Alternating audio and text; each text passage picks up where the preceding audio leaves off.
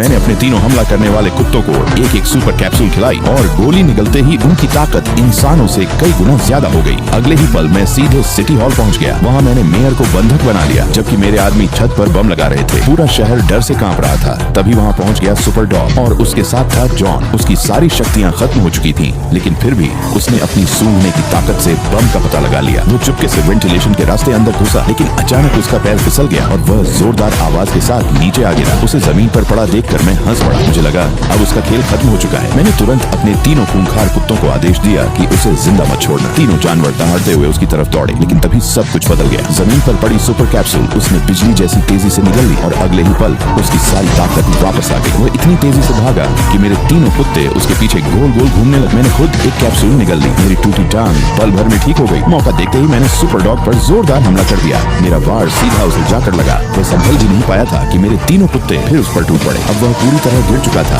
और लग रहा था कि बस कुछ सेकंड में इसका अंत हो जाएगा। उसने लड़ाई करने के बजाय मेरे कुत्तों से बात करनी शुरू कर दी। उसने उन्हें याद दिलाया कि मैं उन्हें सिर्फ हथियार की तरह इस्तेमाल करता था, कभी प्यार नहीं देता था और कभी अपना नहीं समझता था।